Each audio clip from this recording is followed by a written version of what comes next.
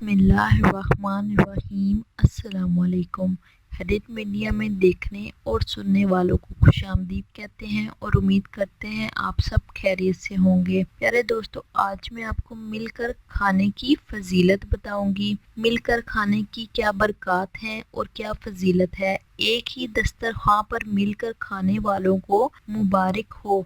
कि हज़रत अनस बिन मालिक रज़ियल्लाहु अन्हा से रवायत है कि अल्लाह पाक को ये बात सबसे ज़्यादा पसंद है कि वो बंदा मोमिन को बीवी बच्चों के साथ दस्तरख्वां पर बैठकर खाता देखे, क्योंकि जब सब दस्तरख्वां पर जमा होते हैं तो अल्लाह पाक उनको रहमत की निगाह से देखता है और जुदा होने से पहले पहले उन सब को बख्श देता है। सुबहान अल्लाह। बुखारी शरीफ में हज़रत अनस रज़ियल्लाहु अन्हा रवायत फरमाते हैं, अल्लाह पाक के आखिरी नबी सल्लल्लाहु अलैहि वसल्लम ने खवान पर खाना खाया, ना ही छोटी छोटी प्यालियों में खाया और ना आप सल्लल्लाहु अलैहि वसल्लम के लिए पतली चपातियाँ पकाई जाती। प्यारे दोस्तों, टेबल पर खाना अगरचे गुनाह नहीं मगर सुन्नत भी नहीं है। हजरत मुफ्ती मोहम्मद अमजद अली आज़मी रहमतुल्लाह अलैह फरमाते हैं, खवान तिपाई की तरह ऊंची चीज होती है जिस पर अमीर लोग के यहाँ खाना चुना जाता है ताकि खाते वक्त झुकना न पड़े। उस पर खाना खाना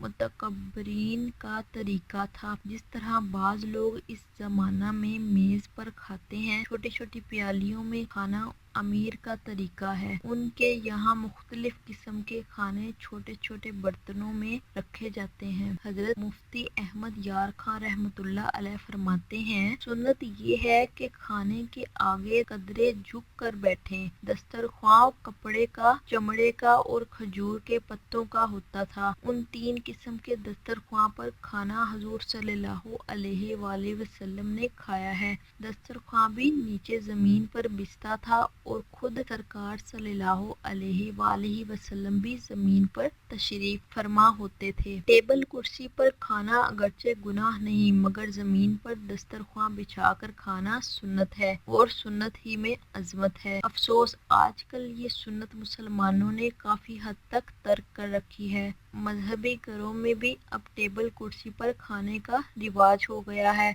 शादियों में भी टेबल कुर्सी, बल्कि अब तो कुर्सी भी हटा ली गई है। लोग टेबल के इर्द गिर्द फिरकर खाना खाते हैं। हजरत अनस से रवायत है, अल्लाह पाक उस बंदे से राजी होता है कि जब लुकमा खाता है तो उस पर अल्लाह पाक की हम्द करता है और पानी पीता है तो इस पर उसकी हम्द करता है। रिज़ाए इलाही पाने का कितना आसान नुस्खा है।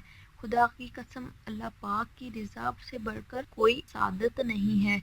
जिससे वो राजी होगा उसी को अपना दीदार बख्शेगा, उसको जन्नतुल फिरदौस में दाखिल फरमाएगा। हर लुकमा खाने और हर घूंट पीने पर अल्लाह पाक का नाम लेने और लुकमा खा लेने और घूंट पी लेने के बाद अल्हम्दुलिल्लाह कहने की आदत बनाने की कोशिश कीजिए ताकि खाने पीने का वक्त भी गफलत में ना गुजरे।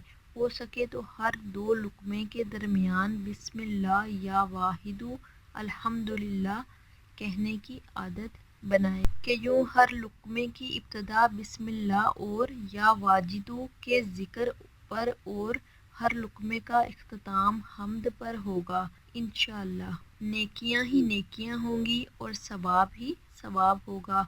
जो कोई भी खाना खाते वक्त हर निवाले पर या वाजिदू पढ़ेगा, इंशाअल्लाह करीम वो खाना उसके पेट में नूर होगा और हर मर्ज दूर हो जाएगा। अल्लाह पाक हमें इस पर अमल करने की तौफीक अता फरमाए। अल्लाह पाक आपका हामी और नासिर हो। खुदा हाफिज़।